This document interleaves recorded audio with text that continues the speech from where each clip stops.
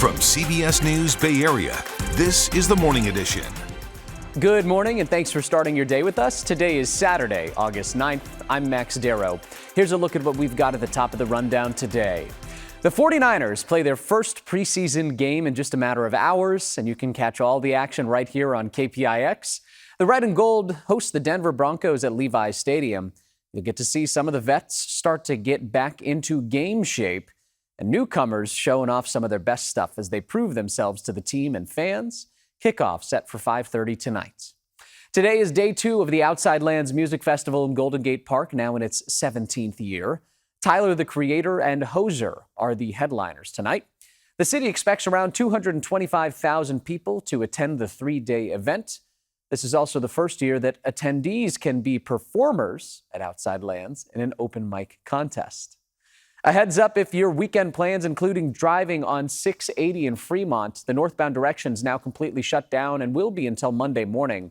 The closure is at the Mission San Jose overpass right near the junction of 680 and 238. They're working on the bridge deck and doing some repaving work. There are detours in place. Caltrans encouraging people to use 880.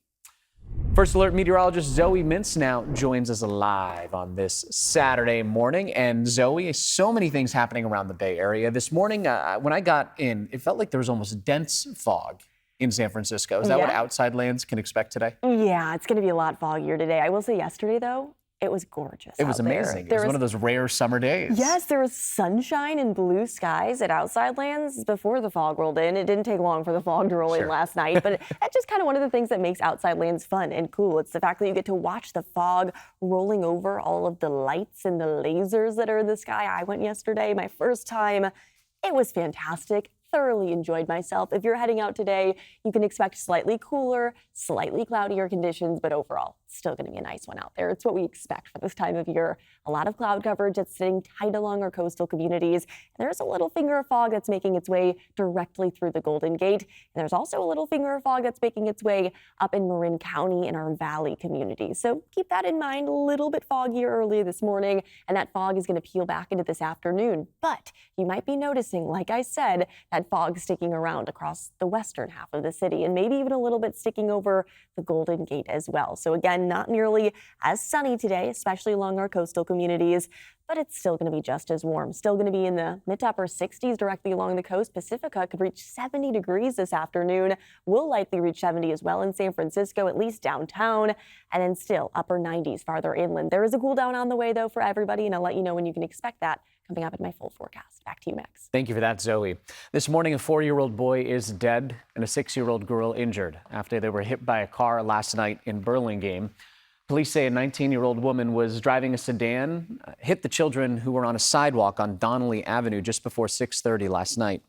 Police say that driver from San Mateo did remain at the scene of the crash. The 2 young victims were rushed to Stanford Hospital, where the 4-year-old was pronounced dead. California Governor Gavin Newsom hosting Texas Democrats who have left their state to block a redistricting vote. The move prevents the Texas House from voting on a proposed plan to redraw congressional maps to give the GOP more House seats. The Texas House needs 100 members present in order to conduct business, but only 95 lawmakers were there on Friday. This all comes as California plans to counter any efforts in Texas with a redistricting plan of its own. Normally, redistricting or redrawing of the congressional boundaries only happens once a decade with each national census. So the move in Texas that would, in theory, add more Republican seats ahead of the 2026 midterms has really sent ripple effects through state capitals all across the nation. Now, California is the latest battleground in a fight that could not only change California's representation, but could shift the balance of power entirely. Here's Lauren Toms. We are running to the front lines. We are running to the front lines to stand with other Democrats across the state of Texas, across the state of California, across this nation. Texas Democrats took to California's state capitol Friday. Governor Gavin Newsom welcomed a group of lawmakers who fled Austin to block a Republican-led plan to redraw district boundaries, a plan designed to add 5 new Republican seats in Congress, potentially locking in a GOP majority on Capitol Hill in the midterms. It comes as Governor Newsom is planning to retaliate with a plan of his own to allow lawmakers to redraw California's map to add 5 new Democratic seats. We are talking about emergency measures to respond to what's happening in Texas, and we will nullify what happens in Texas. Governor Newsom stresses the plan he's bringing to voters is a temporary maneuver. California's independent redistricting commission would then draw new maps in 2031 after the next census. Redistricting expert Paul Mitchell says the plan comes with high stakes. This might be the whole ballgame. If California doesn't do this and the Republicans do, they could affect not just Texas's 5, but maybe 7, 8, or 9 seats around the country that would be changed so that Republicans can win those seats. California put redistricting powers in the hands of an independent citizen commission in 2010, taking that power away from state lawmakers. Gerrymandering, the partisan manipulation of district lines, has been a political weapon used by both parties for more than 200 years. But Republican Congressman Kevin Kiley says the political stunts have gone too far. He recently introduced legislation to ban mid-decade redistricting efforts nationwide, like what Texas Republicans are up to and what Newsom is trying to do. This is a way for us to sort of, stop this chaos from spreading any further. And it can allow us to, not go further down this road with this enormous distraction. San Francisco Republican Party Chair Bill Jackson says California's redistricting plan would all but wipe out his party's presence in Congress. Republicans in California have 17% of the congressional seats in the state. Now, if this was reduced to 4 out of 50-ish, it's outrageous. There's going to be a consequence to people's sense that the system is fair. But Democrats are feeling the weight of the national balance of power, a fight Assemblymember Ash Kalra says they never expected to lead. I am stunned that we have to even contemplate this. It's shocking that we're being put in this position, but we're not going to stand by. Meanwhile, Newsom saying it's meeting fire with fire. We will pick up 5 seats with the consent of the people. And that's the difference between the approach we're taking and the approach they're taking. We're doing it on a temporary basis. We're doing it in a fully transparent way. And we're doing it by asking the people of the state of California for their consent and support. A lot to unpack here. So California lawmakers said they should have several maps ready to show voters by next week. The legislature will have to decide by August 22nd whether to hold a special election to move forward with the newly drawn map. Governor Newsom has proposed November 4th for that special election. A week after Intel CEO Lip-Bu Tan announced staff reductions at the Santa Clara-based company, President Donald Trump is calling for him to resign. In a social media post, Trump said the CEO of Intel is highly conflicted and must resign immediately. There's no other solution to this problem. This was apparently in reference to the CEO's history of doing business in China and with state-owned companies there. Tan responded to the matter by calling it, quote, misinformation, and added that he's always operated with the highest legal and ethical standards. As a part of the so-called Big Beautiful Bill, the Trump administration has cut funding to California's solar project. The administration is peeling back $250 million in a project that could provide energy to low-income families and those who are living on tribal land. California officials are calling the decision an unlawful termination. This all comes after the state's Public Utilities Commission received a letter of termination on Thursday. In an effort to get ahead of President Trump's sweeping tariffs, importers are rushing to ship orders into the port of Oakland. In the months of July, imports increased by 31% when compared to the previous month. Importers are taking advantage of the grace period to front-load their cargo. In a year-to-date report, imports are up 2.3% when compared to the same time last year. Experts believe that the effects of the tariffs will be felt during the holiday season, but they also believe that not all tariff expenses will ultimately be passed down to consumers. California Lieutenant Governor Eleni Kounalakis is ending her bid for the governor's seat next year.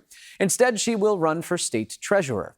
A little bit over a week ago, former Vice President Kamala Harris announced that she also would not be running for governor of California in 2026. So as the race for governor now is wide open, according to a new poll from Emerson College, former Democratic Congresswoman Katie Porter is ahead, leading all candidates with 18% support. Republican and former Fox News commentator Steve Hilton does stand at 12%. No other candidate got more than 10%, but a key figure here, 38% of voters say they are still undecided. BART and other transit agencies are making schedule changes this coming week. It says the purpose is to improve so-called interagency sync times, hopefully saving riders as much as 20 minutes per trip. Transit systems taking part include Muni, Caltrain, AC Transit, and the VTA. Agency leaders also plan to hold a press conference about the changes on Monday morning, happening at the Embarcadero station. Shows that BART had a pretty good June, tallying the second highest weekday average ridership figures it's seen in the post-pandemic era. In June, the weekday total for daily riders exceeded 183,000. That was close to the highest figure from September of last year, which was at more than 184,000.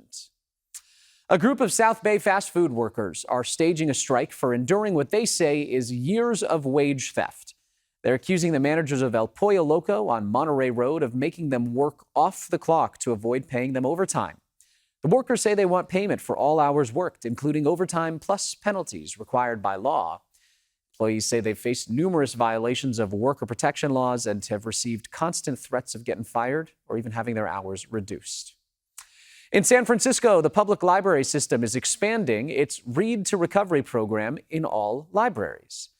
The program provides free books to those who are suffering from or know people struggling with substance and alcohol abuse. The books are meant to help those on their journey towards recovery and wellness. As of July, the program provided a total of more than 8,000 books at all library locations. All righty, the time is 6:12 on this Saturday morning. Let's take a look at some of the events happening around the Bay today. It marks day 2 of San Jose's 35th annual Jazz Festival today. That's happening this afternoon. Today's lineup does include 2 local high school jazz all-star bands. Tonight, there also will be salsa dance lessons as the festival continues at Plaza de Cesar Chavez Park. In San Francisco, the 13th annual International Deaf Dance Festival continues tonight. It's a 3-day weekend event featuring performances and workshops. It's all meant to highlight the contributions of the hearing-impaired community. Also happening today, the Sonoma County Fair. It's in its final weekend. Some of the events happening today include an all-star stunt dog show, monster trucks, and even an Elvis impersonation contest. Should be a good time. Coming up after the break, it was a business that gave reclaimed materials and its own employees a second chance. After a recent fire, it now is in need of a second chance itself. We'll introduce you to the owner, hopeful he can continue to make a difference in the community. Zoe. Well, look at that sunrise. A beautiful start to this morning, a beautiful start to this weekend. It's a little foggy out there, though, and most of us are not seeing the beautiful colors in the sky because it's covered by the fog. I'll let you know how long it's going to stick around for and when a cool down will arrive for all of us coming up in just a bit. And welcome back. A live look as the sun rises this morning above Levi's Stadium there in the South Bay. That will be the site of a new era for the San Francisco 49ers, kicking off a new preseason against the Denver Broncos. Kickoff at 5:30. Coverage begins at 5 right here on KPIX. To San Francisco now, where a business in Soma prides itself on giving people second chances. It provides jobs to people to help create custom furniture out of salvage material coming from construction sites. It's called Former. But now Former is looking for its own second chance after a fire tore through the studio. This is where I work. It's been a little over a week since Angel Cuesta swiped through these photos. It still feels fresh. The images ignite emotions. It was just hard to see. Memories. The smell. And a painful reality.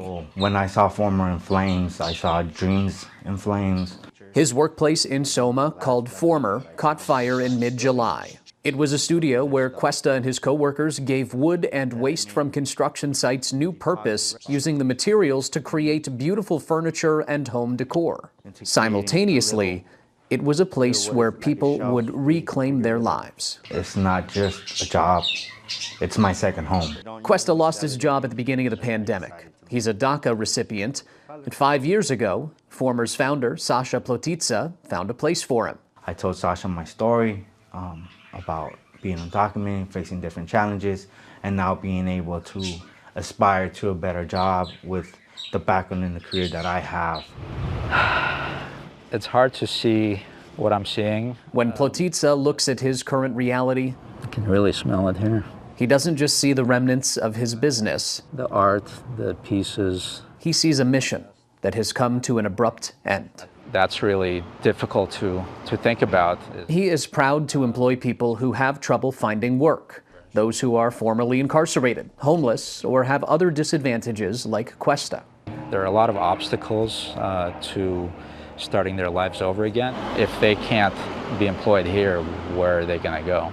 At this point, his studio will be closed for at least several months. It's going to set us back, but maybe there are other businesses that will be inspired to do similar work. Hopefully we'll be able to start over. Plotitsa is hopeful the community will help give Former a second chance. Whether through an online fundraiser, physical donations, or words of encouragement, he says support from friends and strangers is making a difference in navigating uncertainty. It makes it a little bit easier to move forward. Just like in the shop, we have to maintain the house. Cuesta has a temporary plan. He had another job as a delivery driver, and as he navigates possible next steps, that will sustain him. But he is holding out hope that Former does get a second chance. I hope it doesn't close down. I hope Sasha could bounce back. But if not, I plan to continue doing some of my art. He'd like to see the mission rise from the ashes. The good that we were doing, not only for the planet, but for the people. And reclaim its place in the city. The San Francisco Fire Department tells us they are still investigating the cause of the fire. First Alert meteorologist Zoe Mintz joins us now live on this Saturday morning. Good morning to you, Zoe. Good morning. We are on the matching memo today. Somehow we got it. We don't plan it, but We do not. I love when it randomly happens, and especially because I was extra tired this morning after going to Outside Lands yesterday. Yep. Walked about 8 miles, and I thoroughly enjoyed myself. Maybe part of it was dancing too. I don't know how much your phone picks up. Dancing or jumping. I think it's like every dance move is like 2 or 3 steps. Okay, hopefully. So maybe that's part of it as well. But yeah, so much fun yesterday. Beautiful day. And matching the fog today too, huh? Matching the fog, matching the beautiful weather that San Francisco normally sees. Hey, it's Fogust, and it's what we expect this time of year. But what we did see through the fog a little bit last night and early this morning was the full moon, the full sturgeon moon, named for the time of year that sturgeon normally caught in the Great Lakes and in freshwater. But what it's also doing is it's diminishing the amount of meteors that we would normally see from one of the most active meteor showers of the year, the Perseid meteor shower. That peaks on August 12th and 13th. Still possible to see some fireballs, but with the nearly full moon in the sky, just something to keep your eye on for any of you stargazers out there. Right now, though, no stargazing, but sunrise gazing. It's beautiful to start off our day above the cloud coverage. It's a vibrant morning with that colorful sky. Temperatures in the mid to upper 50s to low 60s, a degree or two within what we felt yesterday at this time. San Francisco is seeing some thicker fog beginning to stream in there. Most of this should peel back, though, by the late morning and into the early afternoon. A beautiful sunrise to kick off our day. San Francisco saw, again, the cloud coverage continuing to get thicker and thicker as the colors got even more vibrant and more colorful in the sky. Really, really nice out there all across the Bay Area. Santa Clara Valley, you're seeing a little bit more fog to kick off your day. That fog should lift very quickly and allow you to enjoy plenty of sunshine and warm temperatures if you're heading out to the Broncos versus 49ers game at Levi's Stadium. It is slightly cooler than yesterday, but still warm out there. Still need to practice heat safety. And even if you're going to Outside Lands today, put on the sunscreen. You can still get burned through the fog, through the cloud coverage, because you're going to be seeing a lot of it this afternoon, making it a bit cooler than yesterday, but still overall for Outside Lands, These are some lovely conditions. And moral of the story is to enjoy it while you can, because by next week, we'll be back down to the upper 60s and will likely stay that way until we head out next weekend. So again, likely going to be these below or above average temperatures through the early parts of this upcoming week. Today, it is warm out there. Inland areas sitting in the upper 90s, nearly triple digits, very similar to yesterday. Mid to lower 90s down into the Santa Clara Valley to upper 80s, kind of just depending on where you're located. Upper 70s to mid to upper 80s for areas by the bay. And then mid to upper 60s directly along the coast. Pacifica with a little bit more with a little bit less cloud coverage today. Actually likely going to be seeing near 70-degree high temperatures. The cloud coverage, though, is going to return overnight tonight. Expected to be a bit thicker waking up early tomorrow morning. And it's kind of going to be a rinse and repeat tomorrow afternoon, with the cloud coverage sticking around directly along our coastal communities and those high temperatures very similar. Upper 90s across those inland communities, mid to upper 60s directly along the coast. But it's not until early next week, like I showed you, that we are expecting the cool down to arrive, back to seasonable, if not below average temperatures in our inland communities, getting back into the low 80s with, again, a lot cloudier, a lot breezier conditions. So if you enjoyed the summertime heat, get out today, get out tomorrow. Even our coastal communities enjoying those mostly warmer conditions before the cool down arrives next week. Back to you. Thank you for that, Zoe. Coming up after the break, the 49ers preseason starts today, and it gives some of the younger players a chance to prove their worth. Matt Lively will introduce you to a receiver from the Bay Area, hoping to make the hometown roster. The Giants were looking to improve their playoff chances last night as they opened a new homestand against the Washington Nationals. Let's get you to a gorgeous shot of the moon hovering over Oracle Park last night. Beautiful shot there. All right, jumping over to the first inning. Rafael Devers got the scoring started early, crushing this ball to right center field for his 21st homer of the season. Matt Chapman's RBI single would then put the Giants up 2-0. In the third, Giants prospect Drew Gilbert made his major league debut in right field and had his welcome to the show moment. He laid out to make that big diving catch.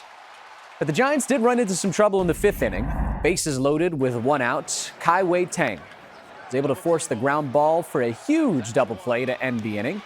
Tang pitched 5 scoreless innings in relief to earn his first major league win. Then in the sixth inning, the Giants still up by 2 runs. And that was until Casey Schmidt blasted this one into the left field bleachers for a 2-run home run. Giants shut out the Nationals 5-0. They snap an 8-game losing streak at Oracle Park. They're now 4 games out of the last wild card spot. 49ers preseason starts today at 5 o'clock right here on KPIX. It's a chance for the players to make an impression and land a job. And that includes a local guy, wide receiver Isaiah Hodgins, who grew up in Walnut Creek. Here's Matt Lively. I felt, kind of called to leave New York this past offseason, and the Niners were one of the first teams to hit my agent up. So, it made a lot of sense, and I was happy with it, obviously, being from here. Hodgins is a Bay Area guy, attending Berean Christian, where he became a 4-star recruit. And for the first time in the red and gold, he gets to play in front of his hometown crowd. I was super excited. My family and I, just being from here, it means a lot. So being able to play in front of family and friends, it means a lot. Hodgins is no stranger to fighting for a roster spot. He spent 4 seasons between the Bills and Giants after being a late draft pick in 2020. Control what I can to show, the coaches up there that I'm a hard-nosed kid who's, going to learn this playbook, and I'm going to go out there and hit and block and do what I got to do, get dirty. Football is in his blood. His dad, James, was a 7-year vet and a Super Bowl champion with the Rams, which has skewed Isaiah's football fandom. The big question growing up, were you a Niners fan or a Raiders fan? Is actually a funny question. My dad played, so I was really a fan of whoever he played with. But whenever he, retired and we came back, it was kind of tough. All my grandparents and people were Raiders fans, but a lot of my mom's side were all Niners fans. You ever make any trips out to Candlestick and take in games as a kid? Yeah, I actually got some pictures of some old Packers games, Packers at the Niners and stuff, at the game. So it's surreal being here now. Playing at Levi's Stadium is just one of the many things he's excited about as he returns back to the Bay Area. Just all the Mexican food out here, man. I'm a big Mexican food fan. I've been out on the East Coast for a while, so, they got a lot of different types of, like, Cuban and stuff, but they don't have that authentic Mexican food like the West Coast has. So if you got any local spots or stuff to send me, let me know. I got a few in mind. You can catch the Niners-Broncos action today at Levi's Stadium right here on KPIX. That begins at 5 o'clock. Kickoff is at 5:30. Coming up after the break, President Trump plans to meet with Russian President Vladimir Putin next Friday in Alaska. What Trump is saying about a potential peace deal and how Ukraine's president is reacting. Plus, a gunman opens fire near the campus of the CDC in Atlanta, killing a police officer. It's known so far about the violent incidents. But first, let's bring you back home and outside for Zoe Mintz. A beautiful, peaceful start to our morning. Look at those clouds continuing to billow over the city, just the tops of the buildings poking out. But not everyone's seeing some foggy weather. I mean, if you're on top of the mountain, like here in Black Mountain, oh, it's gorgeous out there. I feel like there should be some songs behind it. The crepuscular rays making their way over the mountain too. I love it. I could sit on this view all morning, but let's get you a break so we can come back and tell you all about what's going to happen this upcoming weekend. From CBS News Bay Area, this is the Morning Edition. Welcome back at 6:34 on this Saturday morning. Thanks for joining us. I'm Max Darrow. Zoe Mintz is here, and Zoe, we're blending in with the fog today. And on top of that, there is just so much starting to happen in the Bay Area because we're getting to that point where we're past the summertime almost. Kind of. It's still foggiest. It is, but I mean, it's definitely still foggiest. But Yes. It's starting to get warmer. It's starting to feel more like summer. And we know in the Bay Area, our real summer doesn't come until September and October when the heat begins to build. So let's enjoy the cooler weather while we can because, hey, I'm sure in a couple of months we'll all be wishing it felt more like this. Early this morning, temperatures upper 50s to low 60s, mild out there, comfortable. Our view from on top of Black Mountain showing a lot more fog this morning compared to yesterday. That's just letting you know that there is a bit of a change that's on the way, although it's still going to be warm out there today. San Francisco also looking at a beautiful view of that sun making its way above the clouds. But again, it really kind of just depends on where you're located, how much of that sunshine versus fog you will be seeing this afternoon. Our coastal communities will be seeing more of that fog, more of that cloud coverage throughout the afternoon hours, although pick and choose your location wisely if you're planning on making today a beach day, because there are places like Pacifica that looks like you should be in the sunshine basically all day long, and that's actually going to allow your temperatures in Pacifica to get to low 70s this afternoon. Hey, that is really nice for this time of year, especially if you want to escape the upper 90s inland. I'll let you know how long these well above average temperatures will stick around for coming up in my full forecast. Max, back to you. Okay, thank you for that, Zoe. In a developing story this morning, President Trump and Russian President Vladimir Putin are set to meet in Alaska on Friday. It's a part of Trump's latest attempt to bring an end to the Russia-Ukraine war more than 3 years after Russia's invasion. Trump told CBS News he believes President Putin does want to see peace. He said a possible outcome would see Russia and Ukraine exchanging territory. However, the president appears to be sidelining Ukrainian President Volodymyr Zelensky. Trump told reporters that he wants to meet with Putin before Zelensky, saying he plans to start off with Russia. This all comes after U.S. Envoy Steve Witkoff met with Putin in Moscow last Friday. For his part, Zelensky is casting some doubt on the summit's chances for success. He posted on social media, quote, "Ukrainians will not give up their land to the occupier." Zelensky went on to say that Ukraine's territorial integrity is a part of its constitution and is non-negotiable. He said any peace deal that excludes Kyiv would lead to, in his words, dead solutions. The only man to direct both the CIA and the FBI, William H. Webster, has died. Webster led the FBI from 1978 to 1987 and then went on to head the CIA from 87 to 91. Earlier, he was a federal prosecutor and federal judge. After President Jimmy Carter appointed him as FBI chief, Webster worked to restore the agency's public image. He later replaced the CIA chief, William Casey, who was criticized as being too political. Webster died on Friday. He was 101 years old. Police in Atlanta are investigating what led a gunman to open fire at the entrance of the campus for the Centers for Disease Control and Prevention, the CDC. A police officer and the gunman are both now dead. CBS News' Christian Benavides has the story. The first calls of shots fired to 911 came in just before 5 p.m. Friday.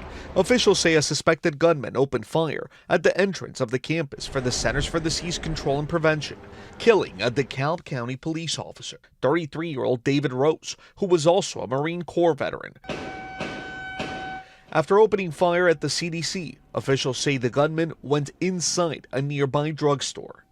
Officers could still hear gunfire occurring inside the CVS drugstore that is right there at the intersections. Officers moved quickly to attempt to find the shooter and to neutralize the threat to the community. We later found the shooter on the second floor of the CVS. He had been struck by gunfire. We do not know at this time whether that was from officers or if it was self-inflicted. CDC officials say he struck 4 buildings on campus. Nearby Emory University sent an alert to its community, warning of an active shooter. The message read, "Run, hide, fight."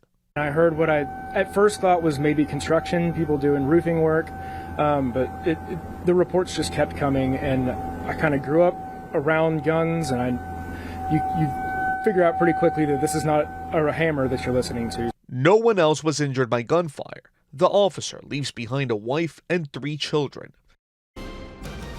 Coming up after the break, Outside Lands, the festival happening this weekend in Golden Gate Park, is about more than just the music.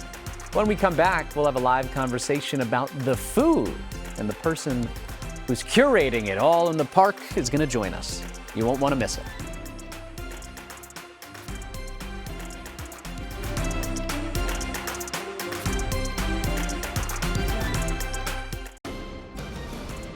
Welcome back. A beautiful shot of the fog on this Saturday morning. You can see the tip of the Salesforce Tower just peeking out above. The time, 6:42. Tens of thousands of people are converging on Golden Gate Park this weekend for the 17th annual Outside Lands Music Festival. And while they are there, they will have so much to enjoy, and that includes a lot of really good food along with the music. So joining us now is Tanya Kolar. She is the curator of Taste of the Bay Area. Tanya, thanks for being with us. It's great to see you on a Saturday morning. Yes, thank you so much for having me. So one of the coolest things about Outside Lands is it's more than just a music festival. This is really a huge food festival too. What goes into, curating for this festival? Yeah, definitely quite a bit of work. It's a great, fun job to have to work with all of these incredible local Bay Area restaurants.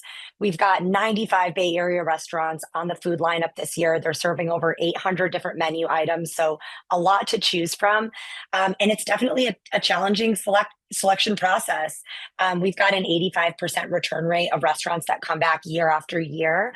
So we only have a very, very small number of open slots each year. This year we received over 250 applications for those slots. So very challenging to make those decisions. But we really want to reflect the diversity of the Bay Area culinary scene on the Outside Lands food lineup. So every year trying to select restaurants that have different types of cuisine that we've never had at the event. This year we brought in French cuisine. Wow. We've got Creole, we've got Taiwanese and Vietnamese, Nepalese. We've got so much diverse cuisine at the festival.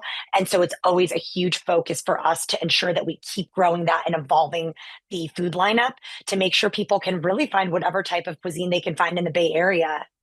So Tanya, you've been at this since 2017, correct? That's right. Yes. So exactly. How has it evolved since you took over since 2017? Yeah, so, I think that we're really looking at what the guests want to see.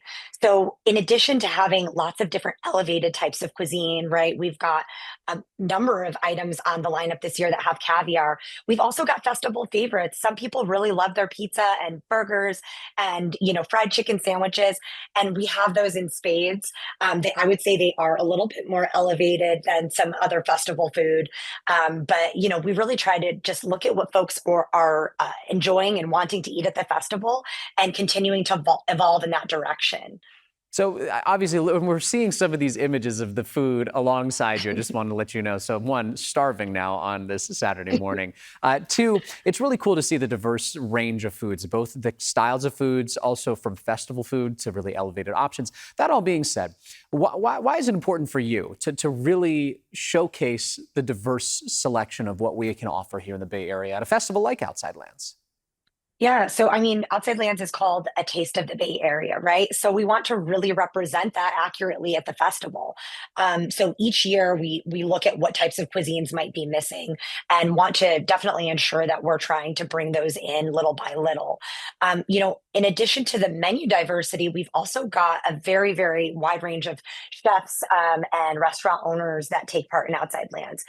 85% of the restaurants at Outside Lands are BIPOC or woman owned. So, it's really makes us very proud that we are representing the diversity of the Bay Area culinary scene on our lineup. Finally, this morning, Tanya, what can people expect when they get out there? One thing they should look forward to? I can't name just one. Sure. I'm definitely really excited this year that we've brought in these 3 fusion pop-up restaurants. So when we say pop-up, they're not brick and mortar restaurants. You have to follow them on socials in order to find them. You have to know about them. Provecho, they're serving Oaxacan Japanese fusion, doing these amazing bento boxes with brisket, sushi, mole tofu. We've also got Mezcla Eats. They're doing these Colombian Texas barbecue fusion arepas with smoked meats, so delicious. And then we've also got Michos. They're serving these Peruvian choripan sandwiches, as well as Eritrean nachos. So a really unique type of fusion. And I think it's fun for people to go out there and expand their palates, try something new. I love it. This sounds like it'll be a fantastic festival for everybody going. Tanya Kolar, Taste of the Bay Area, thank you so much for joining us this morning. We appreciate it. Thank you so much for having me. Absolutely.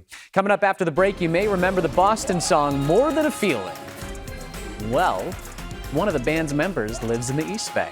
Coming up, how he is using his music to help veterans.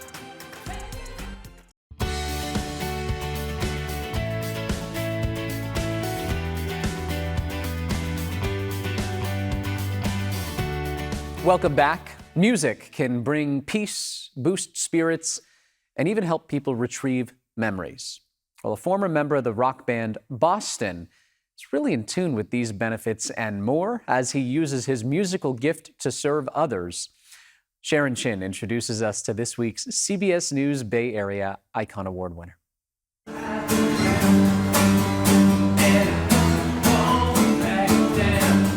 It's a far cry from his touring days with the platinum-selling band Boston. Yet David Victor knows something big could happen among those in his small audience. It's like the sense of smell. You smell something and it just awakens you in a way. And music, I think, has that same effect. David first saw that effect more than a decade ago when he performed with the band at a Southern California Children's Hospital for charity. At that time, I was singing a bunch of Boston songs that, 8-year-olds had not been exposed to, but yet, their eyes would light up. That opened his eyes to music's power to heal. It was so meaningful and beautiful, and I just thought, this should be.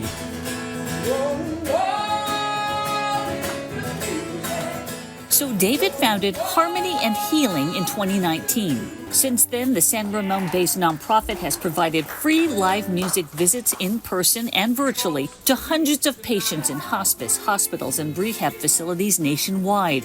He has seen the impact on people in memory care.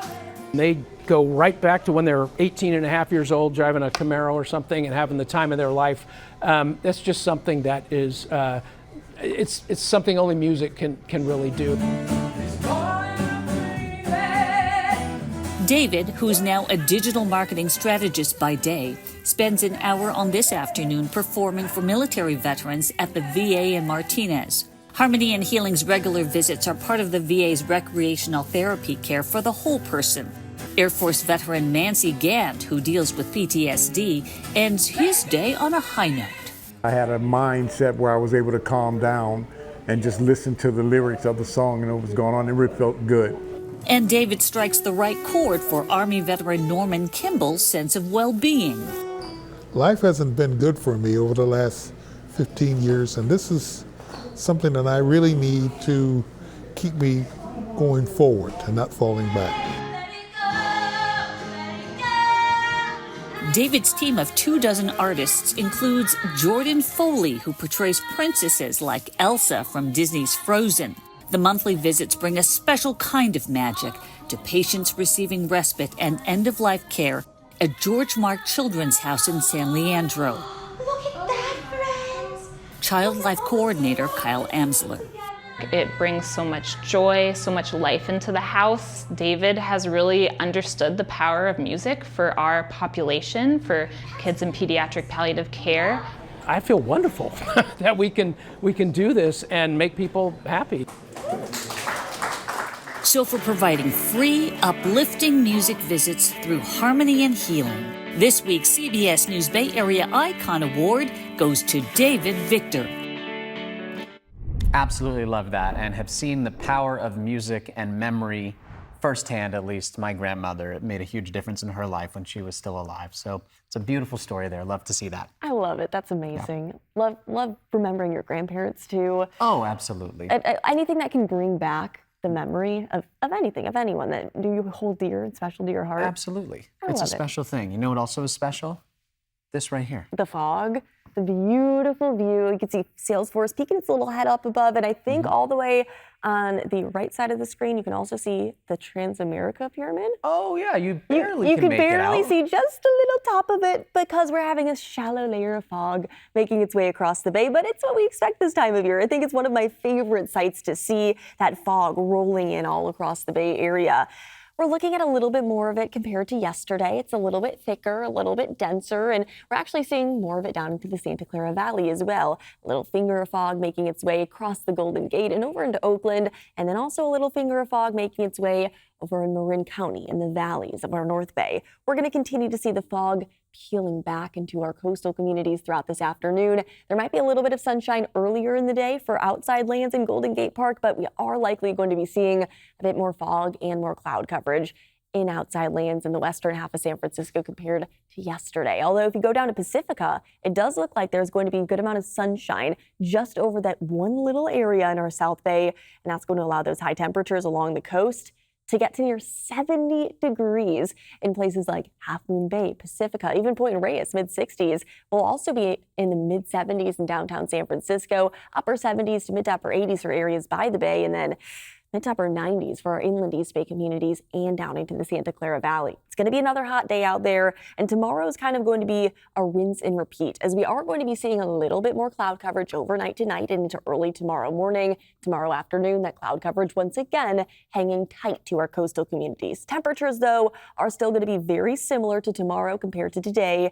Be in the mid-60s directly along the coast, near 70 in San Francisco, upper 80s across our North Bay communities, upper 90s across our inland East Bay, and then mid to upper 90s to maybe some mid to upper 80s down into the Santa Clara Valley. A gradual cool down will continue throughout the later parts of this weekend before an even bigger cool down heads our way by the time that we step out into early to mid next week. So let's take a look at that big picture pattern, kind of show you exactly what we are expecting, because there is going to be a little bit of cold air that's going to be working its way in, actually from Alaska. So this is what we're seeing, high pressure that's continuing to dominate, basically allowing us to see the warm weather and the abundant sunshine. But this pocket of cold air is going to continue to push south from the Alaskan coast down the west coast of the United States and impact us by as soon as mid next week. You can kind of see that pocket of cold air. It's definitely hot over the next several days, and then cooler weather beginning to make its way down, and you no longer see those deeper and darker white color, which signifies those triple digits. Again, that is going to allow us to see more comfortable heat by the time that we step out into mid next week. So a gradual cool down will be heading our way.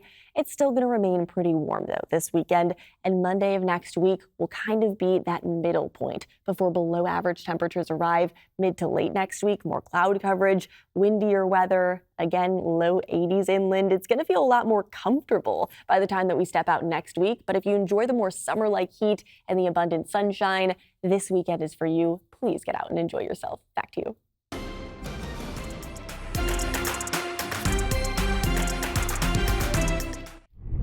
Good morning. Happy Saturday, everybody. We're looking at a warm weekend of weather all across the Bay Area. Enjoy the summer-like heat while it lasts, because the mid to upper 90s inland only going to stick around through Sunday, gradually cooling down into mid next week, where we'll be seeing the return to below average temperatures. So moral of the story is get out, soak up some sunshine, soak up some warm weather this weekend before the fog and the cloud arrive in full force by the time that we step out next week. Back to you. Thank you for that, Zoe. Coming up at the top of the 7 o'clock hour in our Saturday showcase.